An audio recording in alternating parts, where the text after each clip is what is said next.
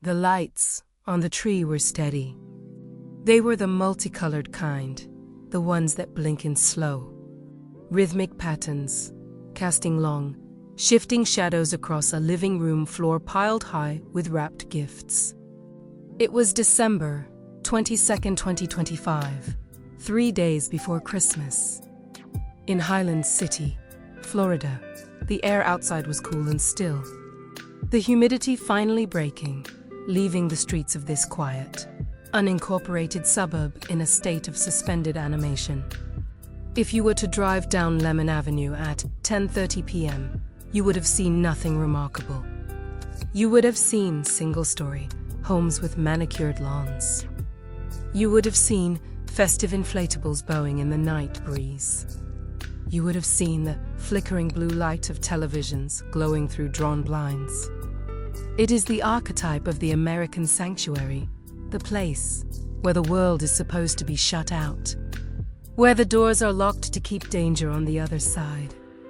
But danger does not always come from the outside. Sometimes it has a key. Sometimes it has been sitting on the sofa for years, waiting for a moment that feels entirely insignificant to break the silence. Inside one particular home, the domestic scene was almost perfectly staged. A mother, a father, 3 children, ranging from a sleeping infant to a teenager on the cusp of adulthood. To the neighbors, they were the people next door, quiet, invisible, normal. There were no police cruisers in the driveway. There were no shouting matches spilling onto the lawn. There was only the low hum of a Monday night football game. The San Francisco 49ers playing the Indianapolis Colts, filling the room with the familiar, inconsequential noise of a sport that millions of people were watching at that exact same moment. We often believe that catastrophe announces itself. We expect a storm warning, a scream, a breaking window. We want to believe that before family is destroyed, there is a grand, operatic build-up. But the truth of violence is often much quieter and much more absurd. Tonight, the catastrophe will not be triggered by a betrayal, or a theft, or a war. It will be triggered by a remote control. It will be triggered by a refusal to change a channel. In the span of minutes, the lights on the Christmas tree will go from being a backdrop of celebration to the only witness of a massacre. The presents under the tree, labeled with care for children who are currently safe in their beds, will become evidence markers. The silence of the house will be shattered not by a stranger, but by the person who was supposed to protect it. By morning, the sheriff will stand on this lawn and speak of miracles, but he will say it with a voice heavy with nausea. Because for a miracle to happen here, something unspeakable must happen first. The line between a silent night and a crime scene is not a wall. It is a thread. And at 11 p.m., that thread is about to snap. Why does a man with no criminal record decide that a television program is worth more than his family's survival? What is the sound of a 13-year-old girl realizing that the person holding the gun is the man she calls dad?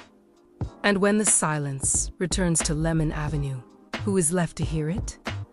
Highland City, Florida, does not demand your attention. It is a census-designated place just south of Lakeland. A grid of residential streets where the speed limit rarely exceeds 30 miles per hour. It is a community of commuters, people who drive 30 minutes to work, who mow their lawns on Saturdays, and who prioritize stability over excitement. The median income is comfortable. The crime rate is low.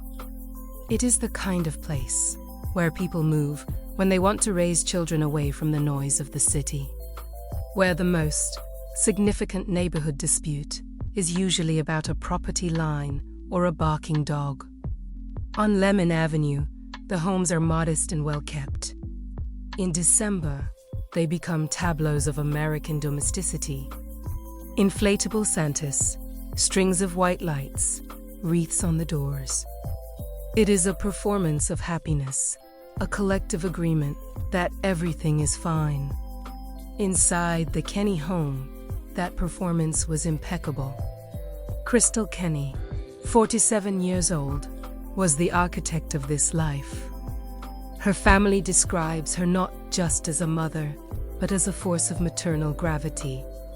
She had 3 children in the house that night. 2 were from a previous relationship, a 12-year-old boy and a 13-year-old girl. The third was a baby, a 1-year-old daughter she shared with her husband. Crystal was the one who bought the presents. She was the one who wrapped them. She was the one attempting to stitch together a blended family into something seamless and whole. And then there was Jason. Jason Kenney, also 47, was the husband. He was the stepfather to the older children, the biological father to the baby. If you looked for him in the databases of law enforcement, you would find nothing. No MUGSLs, no court records for assault. No restraining orders filed in Polk County. To the state of Florida, Jason Kenney was a blank page. He was a citizen with a clean slate. Even the neighbors, the people who lived just yards away, saw only the mask. They would later tell reporters that they never heard them argue. They saw a man who went to work, who mowed the grass, who perhaps spent a little too much time in the shed in the backyard, but who otherwise fit the mold of the suburban father. But silence in a home is not always a sign of peace. Sometimes, silence is a product of pressure. Domestic violence experts talk about the concept of the invisible abuser. These are men who do not shout in the driveway. They do not leave bruises where the public can see them. They cultivate an image of respectability that acts as a shield, deflecting suspicion. They maintain control not through public outbursts, but through private terror. We know now that the silence on Lemon Avenue was a lie. We know that behind the drawn blinds, the atmosphere was thick with a specific, corrosive tension. Family members knew. They knew that Jason was not the quiet, suburban dad he appeared to be. They knew about the beating. They knew about the darkness that lived in the shed behind the house. But knowing is not the same as intervening. And on the night of December 22nd, the gap between what the family knew and what the authorities knew was vast. In the days leading to Christmas, Crystal Kenney was living with a secret. She was navigating a minefield that no one else could see. She had recognized that the man she lived with, the man watching football in the backyard, was slipping. She had even written it down, documenting the disintegration of her marriage on a piece of paper that would survive her. She was trying to hold the family together for the holidays. She was trying to keep the peace for the sake of the presents under the tree. She was managing the mood of a man who was quietly, chemically unraveling. She likely believed that if she could just keep things calm, if she could just navigate the evening, they would make it to Christmas morning. She believed that the normalcy of the neighborhood, the safety of the suburbs, offered some protection. She was wrong. The pressure inside the house had nowhere to go. And unlike the weather outside, which was cooling down, the temperature inside the mind of Jason Kenney was rising, fueled by things that do not show up on a background check. What happens when a woman realizes that her silence hasn't bought her safety, but has only bought her time? And why does a man with everything to lose decide, on a quiet Monday night, that he is done pretending? The backyard of the Kenney home contained a shed.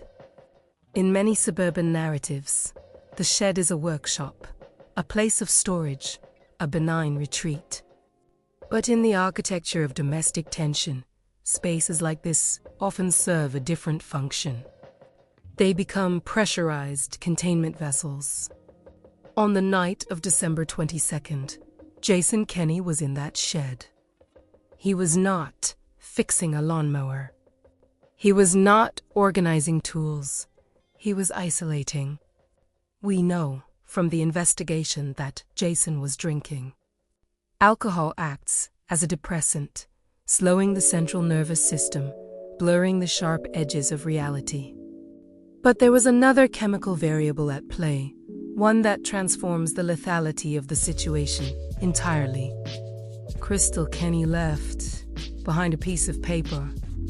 It was a handwritten note, found later by deputies inside the home. It wasn't a diary entry. It was a direct communication, a plea that she either gave to him or left for him to find. The words were simple, desperate, and revealing. You're drinking. You're using cocaine again. This is not the way the family should be. You need God. The word again carries a terrible weight. It implies a history.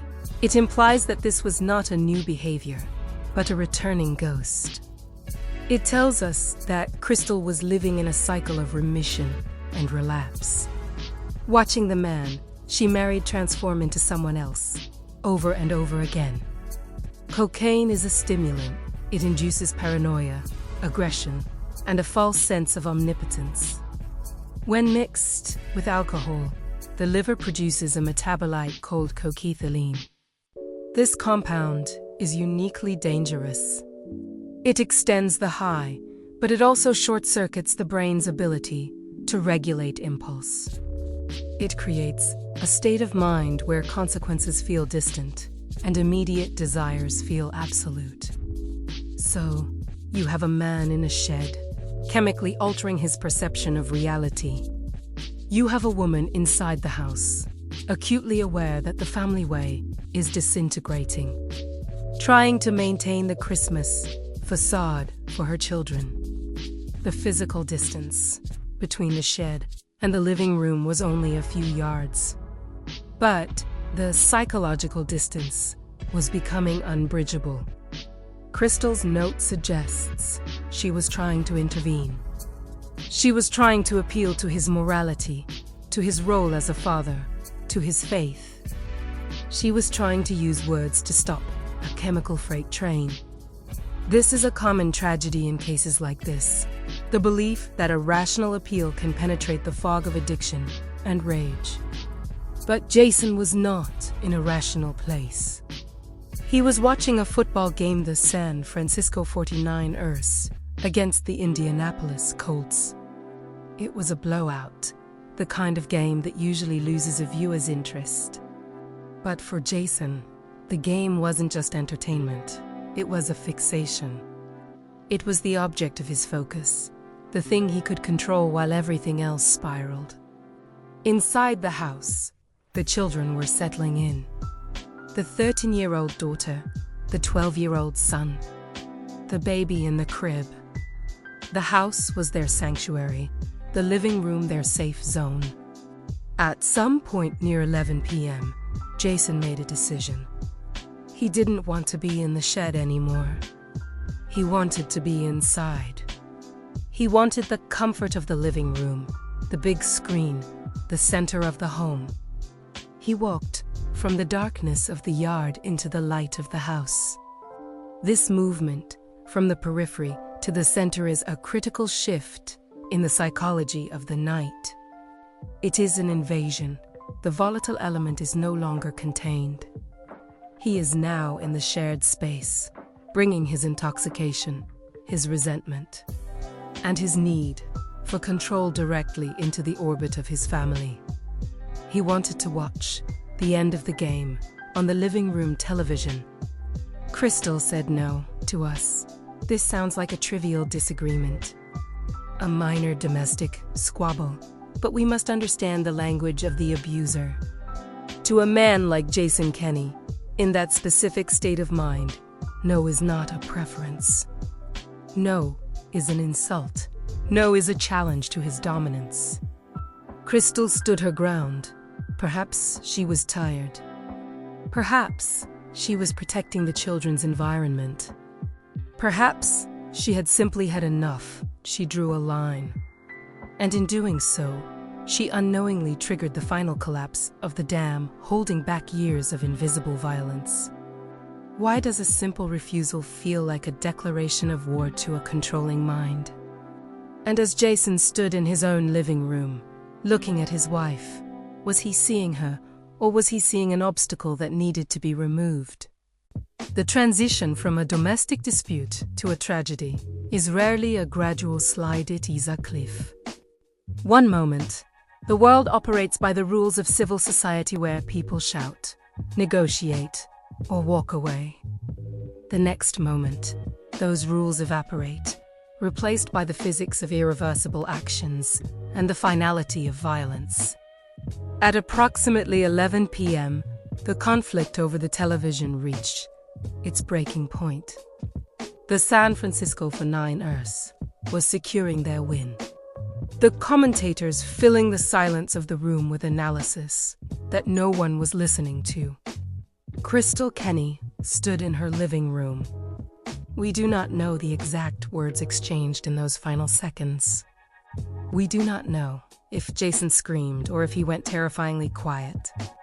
But we know that Crystal saw something in his eyes that signaled the end of negotiation. She recognized a shift in the atmosphere that superseded the argument about the remote control. She saw the unthinkable. Her reaction was not to beg for herself, but to deploy a final, desperate strategy for her children. She turned to her 12-year-old son. She didn't tell him to go to his room. She didn't tell him to stop arguing. She gave him a command that acknowledged the harsh reality of the situation. Call for help. It was an admission that the family structure had failed. It was an acknowledgement that the man in the room was no longer a father or a husband, but a danger that required immediate intervention. The boy listened. He didn't hesitate. He ran. He bolted from the living room, out the door, and toward a neighbor's house. He was running to save his mother. But as his feet hit the pavement outside, a sound tore through the night air behind him. A deafening crack. Inside the house, Jason Kenney had raised the weapon. He didn't fire, a warning. He didn't threaten. He made his choice. How he fired once the impetus. Crystal fell, surrounded by the Christmas decorations she had put up for the family. Taken by the man she had tried to save with a handwritten note. But the rage was not satisfied. The loss of control that experts speak of, the psychological break that occurs when an aggressor feels. Challenge demanded more than one target. Jason turned away from his wife and moved toward the bedroom. Inside, his 13-year-old stepdaughter was waiting. She had likely heard the arguments. She had certainly heard the noise from the living room. She was trapped. When Jason entered the room, the dynamic shifted from a sudden impulse to something far more chilling, a deliberate, interactive choice. The girl looked at the man who had been her stepfather, the man who had lived in her house, and she used the only defense she had left. Her voice. She later told investigators exactly what she said. The words are haunting in their simplicity. I begged him, don't do it, don't do it, don't do it. She pleaded for her life. She appealed to his humanity. She tried to remind him of who she was. He fired anyway. He discharged the weapon twice. One impact struck her shoulder. The other caused a critical injury to her face. And then, the violence stopped. This is the most confounding and psychologically jarring aspect of the night. There was another child in the house. A 1-year-old baby girl, Jason's biological daughter. She was in her crib, She was vulnerable. She was the only other person in the house. Jason Kenney did not go into her room. He did not harm her. Amidst the devastation, amidst the substance-fueled rage, and the lethal rejection of his wife and stepdaughter, he destroyed the family that predated him, Crystal, and her older children, but spared the child that was his. The 12-year-old boy was running in the dark. Crystal was gone. The 13-year-old girl lay critically injured, fighting through a wound that should have been fatal. The baby slept. Jason lowered the weapon. He didn't call for assistance. He didn't fall to his knees in regret. He walked out of the house, climbed into his truck, and drove away. The football game continued to play on the television. The lights on the tree continued to blink. The house was now silent again, but it was a different kind of silence. It was the silence of a vacuum, where the oxygen had been sucked out by a sudden, catastrophic event. How does a man differentiate between the child he will end and the child he will spare in the middle of such darkness? As the 12-year-old boy pounded on the neighbor's door, breathless and terrified, did he know that he was now the protector of a family that had been forever altered?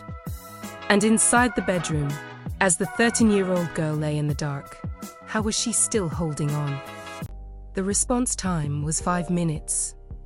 In the logistical world of emergency services, 5 minutes is exceptional.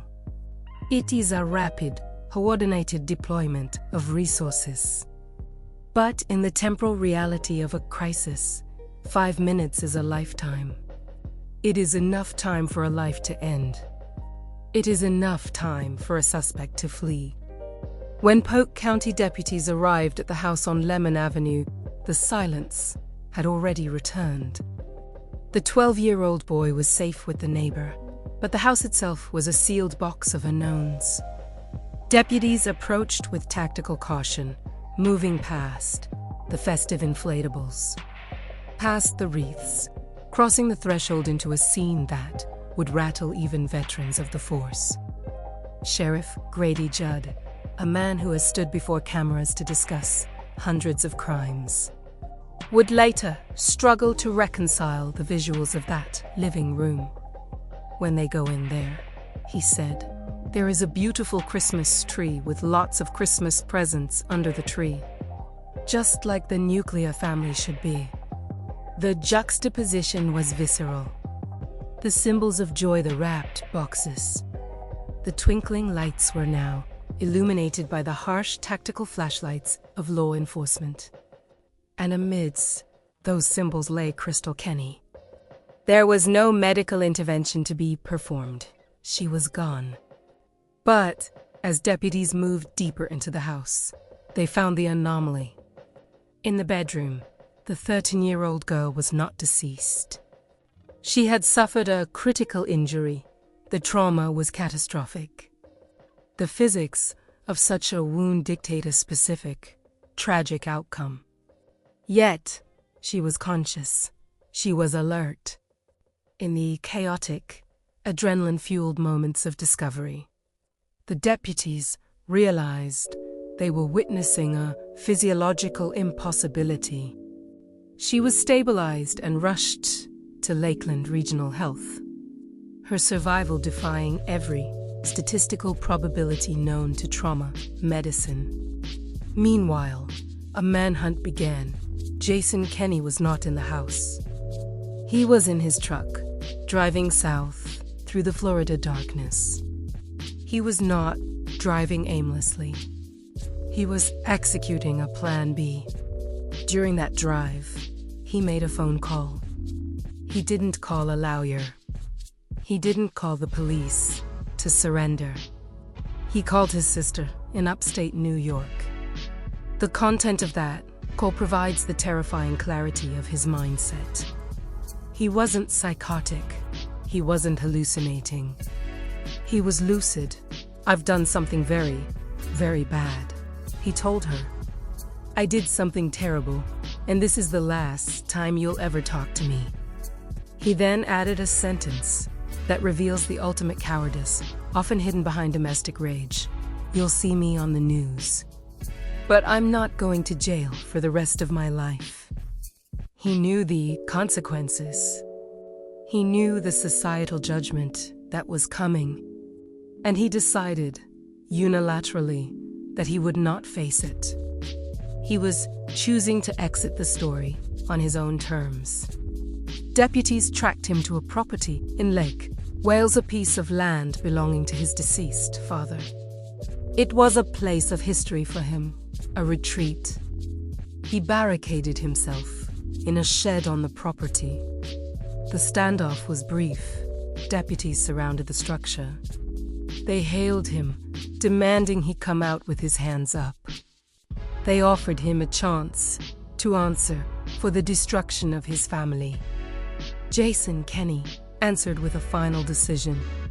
When the tactical team breached the shed, they found him deceased from a self-inflicted injury. The case, legally speaking, was closed. The perpetrator was gone. There would be no trial. There would be no cross-examination. There would be no victim impact statements read in a courtroom. But the closure of a case file is not the closure of a story. The Christmas miracle that Sheriff Judd spoke of, the survival of the 13-year-old, was now a medical reality. But it was also the beginning of a new, painful existence. She was alive, but she was an orphan. The 12-year-old boy was safe, but he had heard the sound of the tragedy that took his mother. The baby was physically unharmed, but she would grow up in a world where her father took the life of her mother. The investigation shifted from who did it to why it wasn't stopped. The deputies found Crystal's note. They interviewed the family members who admitted they knew about the mistreatment. They looked at the clean criminal record, and they were left with the haunting realization that the system had worked exactly as designed, yet failed completely. No laws were broken until the final moment. No reports were ignored because no reports were filed. The tragedy happened in the blind spot of society, the private, invisible space between a husband and wife, where the only witnesses are children and Christmas trees. If a man confesses to his sister, but not to the police, is he seeking forgiveness, or is he simply finalizing his legacy? And as the sun rose on December 23rd, shining on a house full of unopened presents, what happens to the children who now have to open their eyes to a world without parents? The sun rose over Highland City on December 23, 2025. It was a Tuesday. People went to work. The traffic on US Highway 98 moved at its usual pace. But on Lemon Avenue, the rhythm of life had been permanently arrested. The yellow crime scene tape was gone, but the house stood as a hollow monument. Inside, the Christmas tree was still up. The presents were still wrapped.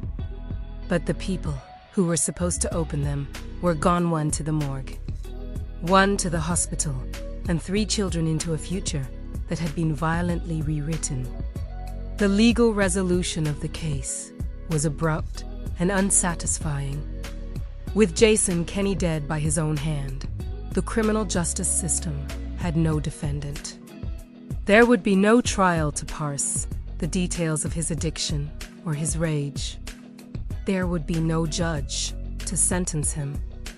The justice was self-administered, a final act of control by a man who refused to submit to external authority.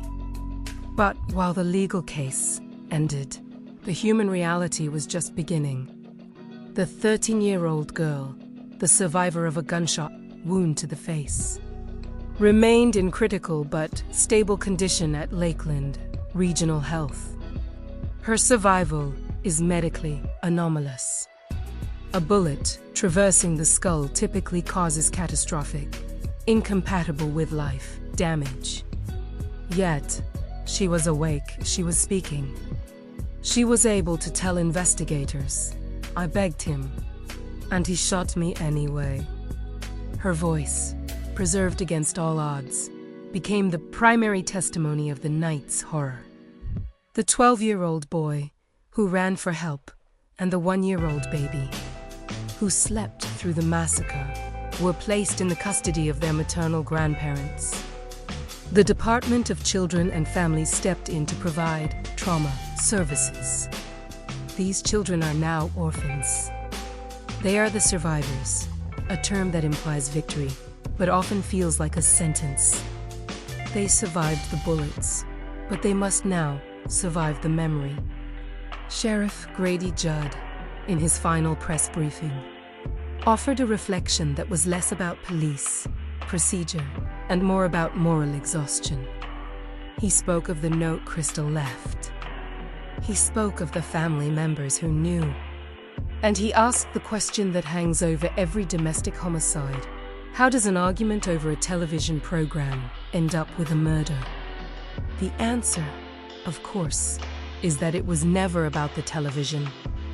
The trivial argument was simply the spark that ignited a pre-existing atmosphere of combustible gas.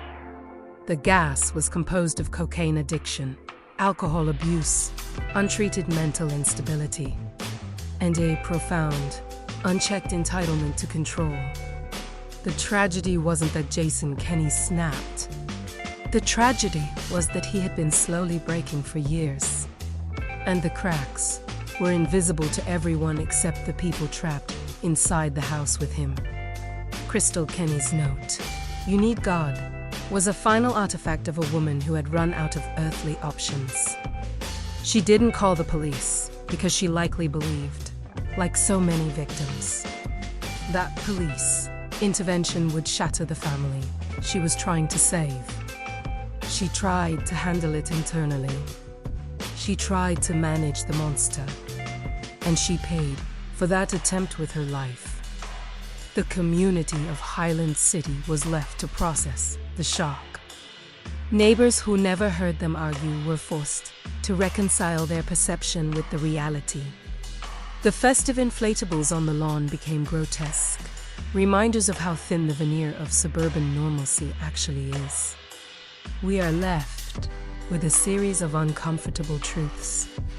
We are left with the knowledge that a man with no criminal record can be a lethal threat. We are left with the knowledge that a good father can differentiate between the child he wants to save and the child he wants to kill. And we are left with the knowledge that sometimes the only warning sign we get is a piece of paper found too late. The case of the Kenney family is closed. The police have filed their reports. The medical examiners have issued their certificates.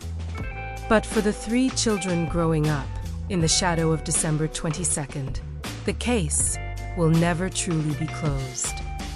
It will be the defining narrative of their lives. Does the survival of the daughter prove that there is grace in the midst of evil? Or does the presence of the presence under the tree serve as a permanent reminder that safety is an illusion we build to help us sleep at night? And as we look at our own neighbors, at the quiet houses on our own streets, the question remains, what are we not hearing? The house on Lemon Avenue is now just a structure. The police tape has been removed.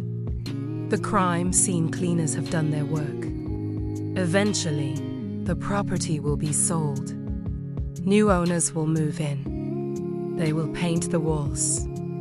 They will park their cars in the driveway. They will live their lives in the exact space where a family was dismantled, perhaps never knowing that in the living room. A woman once tried to save her marriage with a pen and paper, only to lose her life to a gun. We are drawn to stories like this not because they are rare, but because they terrify us with their proximity. We like to believe that evil is a foreign invader, something that breaks down the door. But the case of Jason Kenney reminds us that the most dangerous threat is often the one we have invited inside. It is the threat that sleeps in the bed next to us. It is the threat that helps wrap the Christmas presents. The true horror of this case isn't the violence itself. Violence is, tragically, a common human currency. The horror is the invisibility of the violence until the final moment. It is the fact that a man can be a neighbor, a father, and a husband one minute, and a murderer the next, with no criminal record to warn the world. It suggests that our systems of detection background checks, police reports, public records are only capable of finding the monsters that have already revealed themselves. They are useless against the ones who are still wearing their masks. And what of the survivors? The 13-year-old girl who begged for her life and was shot anyway carries a burden that few of us can comprehend. She possesses the terrible knowledge that a plea for mercy can be heard, understood, and ignored. She survived the bullet, but she must now survive the silence that follows it. She must grow up knowing that her survival was a statistical error, a glitch in her stepfather's plan to erase her. Every year, when December rolls around, when the lights go up on the houses in Highland City, the memory of 2025 will return. For the rest of the world, Christmas is a time of gathering. For the Kenney children, it will forever be the anniversary of the night their protector was taken and their tormentor chose death over accountability. We leave this story not with a conclusion, but with a question that lingers in the dark. Crystal Kenney wrote a note telling her husband, "This is not the way the family should be." She was right. But she was speaking to a man who had already decided that if he couldn't control the family, there would be no family left to control. There are houses on your street right now that are perfectly quiet. The blinds are drawn, the televisions are flickering. We assume that silence means peace. But if we learned anything from the night of December 22nd, it is that silence is not always empty. Sometimes it is simply holding its breath. This has been a quiet crime story.